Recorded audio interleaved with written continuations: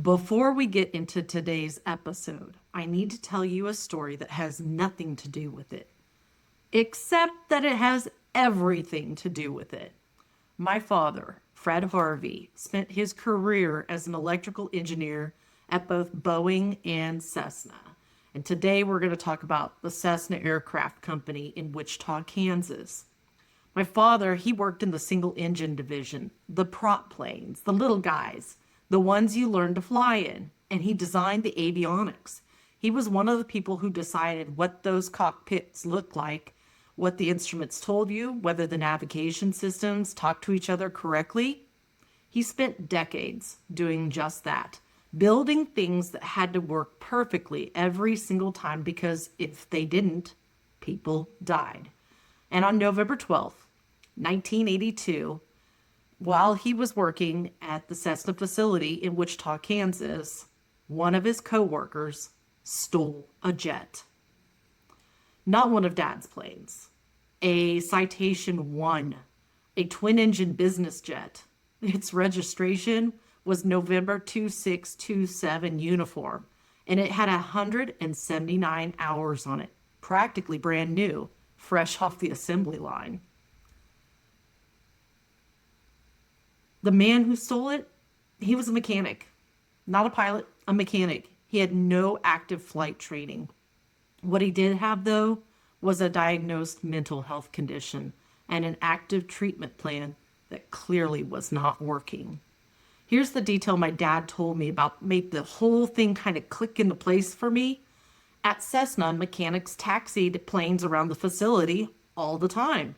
It was a completely normal part of the job. So nobody thought twice about seeing an aircraft moving on the ground with the mechanic at the wheel, right? So when this mechanic climbed in and started that citation rolling, nobody panicked. Nobody called it in because what he was doing looked exactly like what he was supposed to be doing. Right up until the moment he turned onto the active runway and pushed those throttles forward. That's when normal became something else entirely. He climbed way too steep. He stalled the aircraft. Then he lowered the nose, turned left, and then, I'm not making this up, flew a proper traffic pattern. He went downwind, base leg, final approach, like he'd seen the whole thing done 1,000 times and was now running the playback. He touched down 557 feet short of the runway and hit the approach light stanchions. And he walked away. 0 fatalities, 1 destroyed aircraft, and 1 very confused NTSB report that lists the flight type as, I'm quoting, illegal smuggling, which, sure guys, that tracks. My dad went to work the next day and the day after that. And you know what people talked about? Not the official report, not the FAA investigation.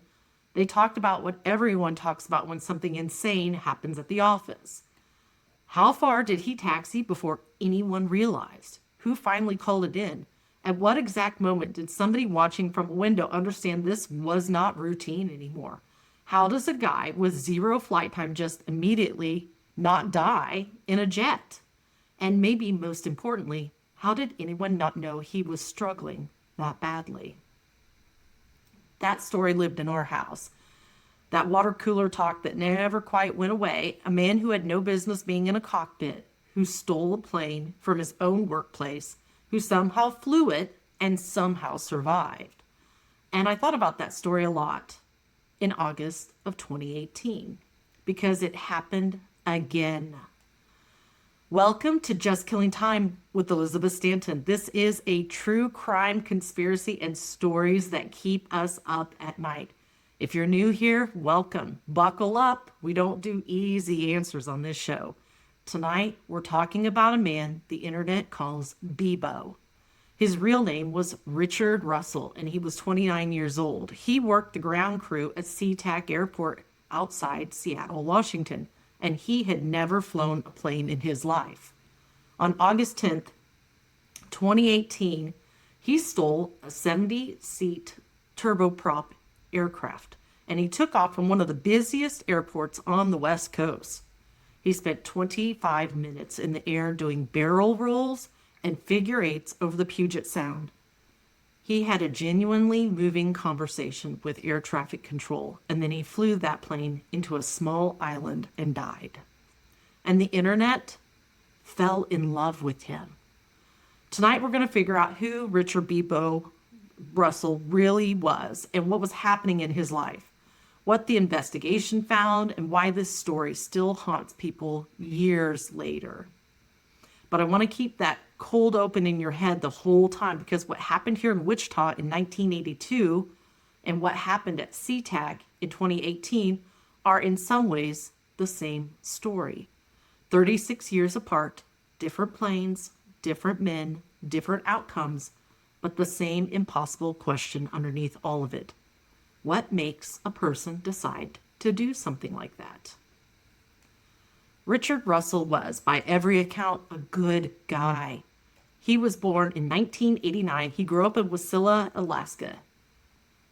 Friends and coworkers described him as funny, kind, and thoughtful. The kind of person who remembered your name, who asked follow-up questions, who showed up for people. And by August of 2018, he'd been working for Horizon Air, a regional carrier operated by Alaska Airlines, for about 3.5 years. His job title was ground service agent.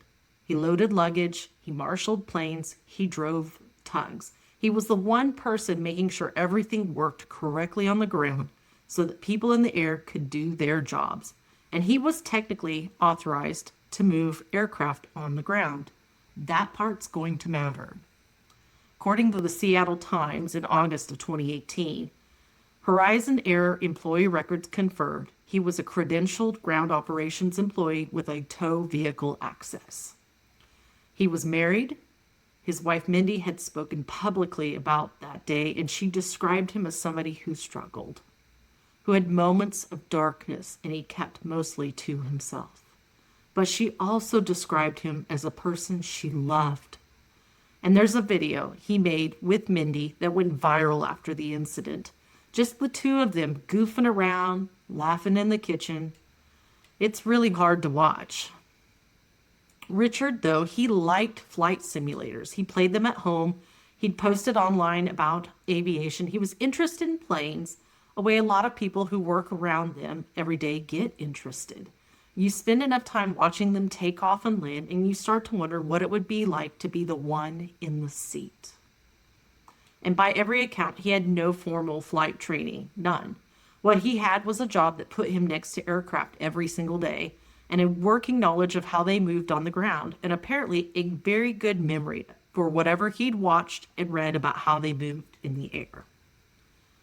It was a Friday evening at Sea-Tac, just south of Seattle, one of the 25 busiest airports in the United States, and at approximately 7:32 p.m. Pacific time, a Horizon Air Bombardier Q400 turboprop registration Charlie GLHA began moving on the tarmac. 45 tons of aircraft, 86 feet long with a wingspan of 93 feet.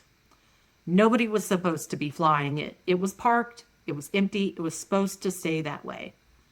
According to the NTSB accident report, they said Richard Russell used a pushback tug to maneuver the Bombardier Q400 out of its parking position. When the tug disconnected, he remained in the cockpit. And at 7:32 p.m., the aircraft began its takeoff roll on runway 16C, so 16C. Richard had used that pushback tug to maneuver the aircraft out of its parking position, which again was the normal part of his job. Ground crew moved planes all the time. The unusual thing was that when the tug disconnected, he just decided to stay in the cockpit. At 7:32, the Q400 began its takeoff roll on runway 16C. No clearance, no flight plan, no co-pilot, and no passengers. Air traffic control realized almost immediately something was wrong.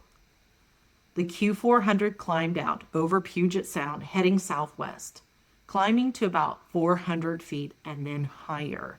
ATC was scrambling, trying to figure out what they were even looking at. And then the radio crackled and Richard Russell started talking. What happened over the next 75 minutes was one of the strangest, most human, most heartbreaking conversations ever captured on an ATC recording. Richard wasn't screaming, he wasn't ranting, he was calm, he was funny, and he was in a way that makes this story so difficult to process, just completely himself. He told the controllers he was sorry. He said he didn't want to hurt anyone. He talked about the people in his life who cared about him, and he knew that what he was doing was going to disappoint them. He talked about the view, and he said something about it being beautiful. And the controller who handled most of that call was extraordinary. He was patient, professional, and very calm. And he tried to talk Richard through the idea of landing, told him there were people who could help, and that the runway was right there, that he didn't have to do this. Richard asked if he could do a barrel roll. The controller gently, carefully said, "I don't think that's a good idea." But Richard, he did the barrel roll anyway. And he pulled it off. Imperfectly, but he pulled it off in a 70-seat regional turboprop with no training. And then he kept talking, and he said he was sorry for the mess he was going to leave. He said he hadn't meant for it to go this way. He talked about his childhood. He mentioned being hungry. And he laughed in a way people laugh when they're out of options. At one point, he said something that stuck with people for a long time afterward. Something to the effect of, "I've got a few screws loose, I guess. Never knew it until now." That's the line. That's the whole episode in one sentence. What does it mean to not know something is wrong with you until the moment you do something irreversible? I keep coming back to that because it suggests for Richard, and maybe for the man in Wichita in 1982, and maybe for a lot of people we never hear about because nothing dramatic happens to them. There's no warning bell. There's no moment where you sit down and decide. There's just a regular Friday evening until suddenly there isn't.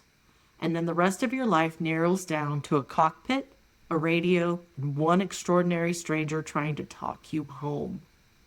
The controller, oh, this gets me kind of choked up. God bless him, whoever he is. He stayed on the line and he kept talking. He kept trying. He offered the runway one more time. But Richard said he was not going to go to jail. And at 8:46, the Q400 went down over Keytron Island in the south end of Puget Sound, a small, wooded, mostly uninhabited place. The crash was, in the technical sense, survivable. The aircraft hit trees and terrain rather than going in at full speed. But Richard Beebo Russell did not survive. The NTSB later determined he died from blunt force trauma on impact. And there were no other casualties. According to the NTSB final report, the cause of death was confirmed by Pierce County Medical Examiner, August of 2018. The NTSB investigation, it took over a year, and the final report came out in 2019.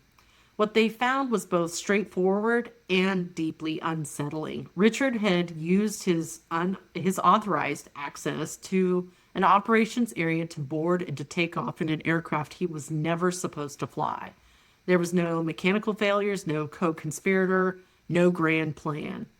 And with the report, basically it described was a man in crisis who made one decision and then made a series of smaller decisions that followed from it, each one taking him farther away from any possible return.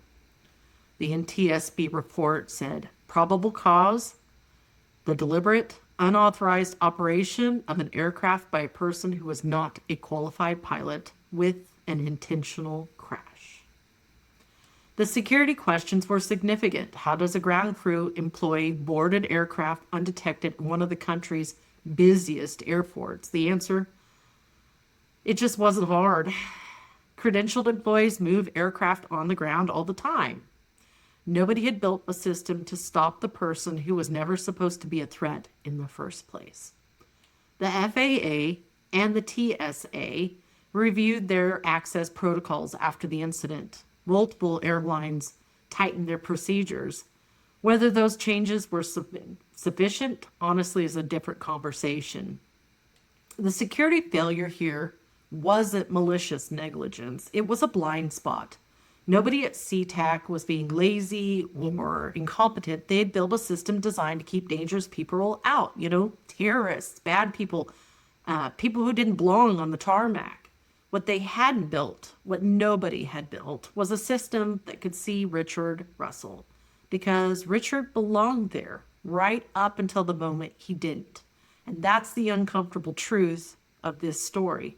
The threat wasn't somebody trying to break in. It was somebody who already had the keys.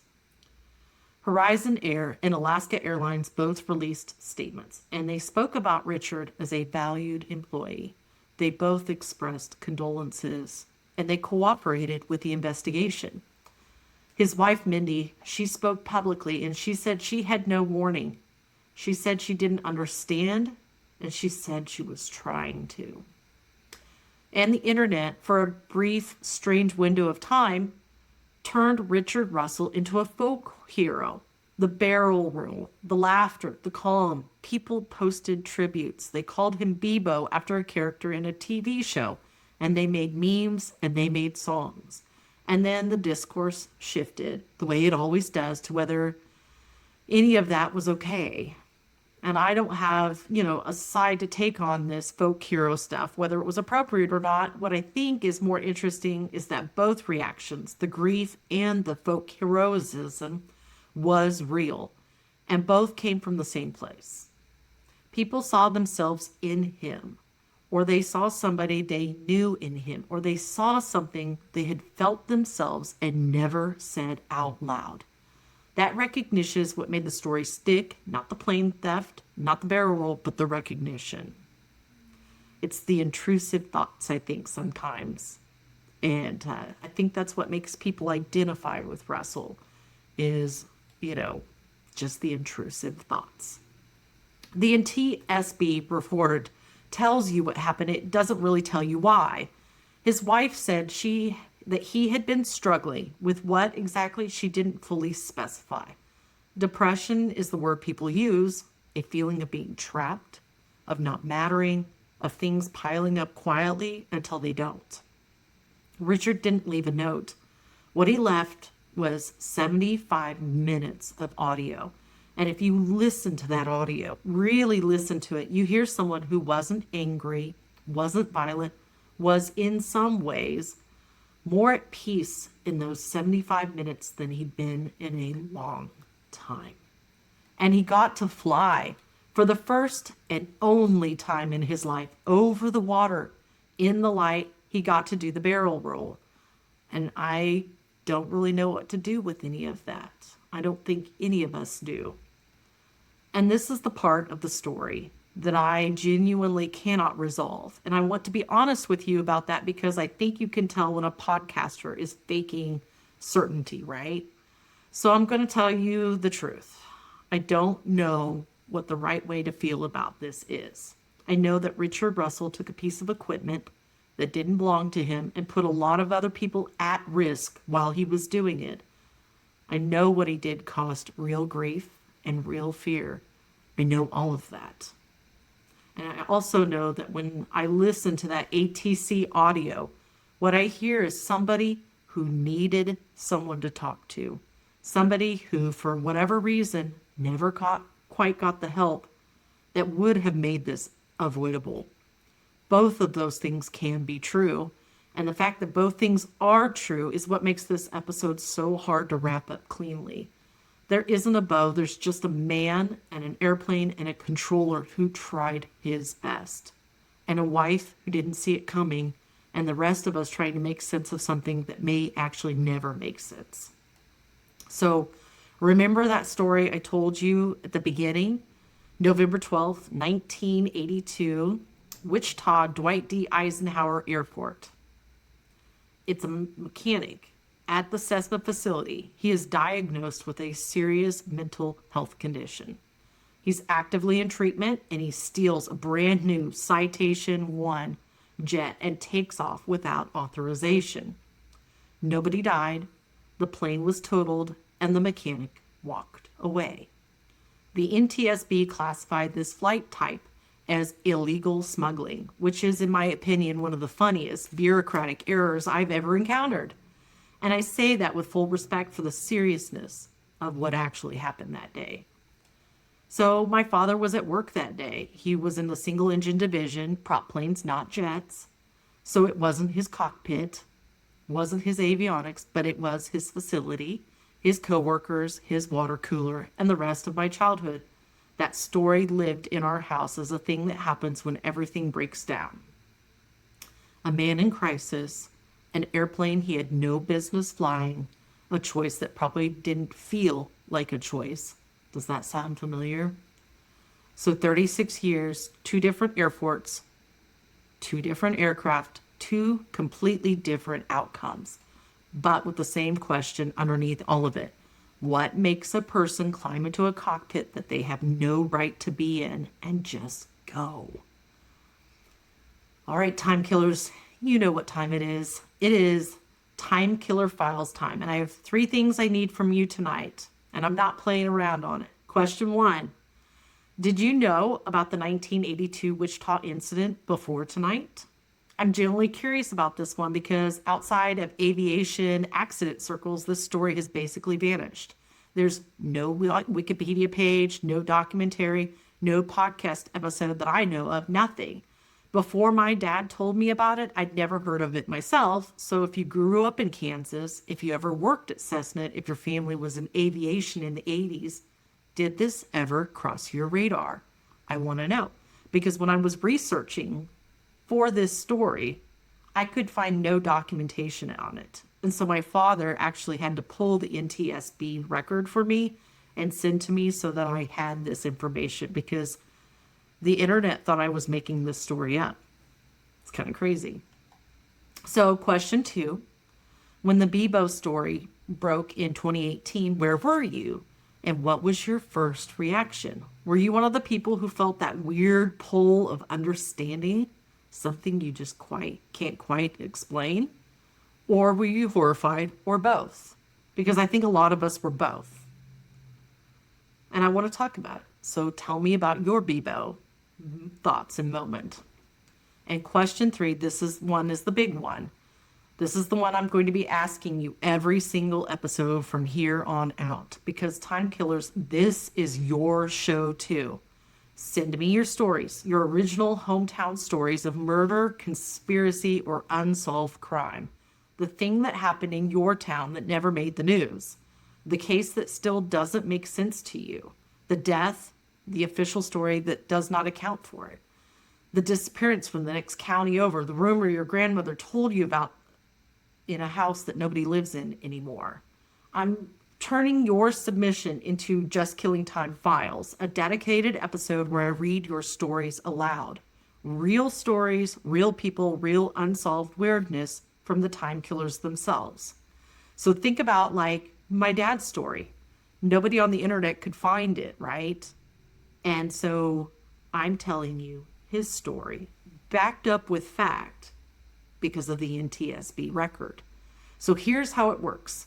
Send me your story. I will read it on this show, your name or just your first name or anonymous, your choice. The story has to be true, or at least true to you. It can be something that happened to you directly, something you witnessed, something a relative told you, something you just can't stop thinking about. It does not have to be solved. In fact, the unsolved ones are okay too. Send everything to justkillingtimepodcast@gmail.com and put Time Killer Files in the subject line. so I know it's you. And I read every single one of your emails, every single one, I promise. Richard Russell took off from Sea-Tac at 7:32 p.m. on a Friday evening in August. 75 minutes later, he was gone. And I encourage you, if you have not heard the audio, it is hauntingly beautiful. I would encourage you to go find the audio and listen to those 75 minutes. It is something to, it's something to hear. And you can almost picture yourself sitting in the airplane with Richard. So after those 75 minutes, he was gone. The man in Wichita in 1982, whose name I still don't know and maybe never will, walked away from a crashed Cessna jet on a November afternoon and went back to whatever life that he had before. There's two men, two planes, two moments where the completely ordinary, a mechanic taxiing an aircraft, and a ground agent moving a turboprop crossed an invisible line nobody saw coming until it was already gone. I don't have a clean conclusion for you. I don't think there is one. What I have is my dad's voice on the phone when I called to ask about it. You know, this is 40 plus years later, and he still remembers the day this guy stole the jet. The way people talked about it and the questions nobody could answer. Some stories, they just don't go away. They just wait. I'm Elizabeth Stanton. This has been Just Killing Time. Thank you for killing some time with me today. And fly high, Richard.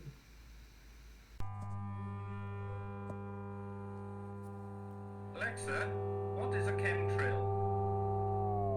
Chemtrail, trails left by aircraft, are actually chemical or biological agents deliberately sprayed at high altitudes for a purpose undisclosed to the general public in clandestine programs directed by government officials.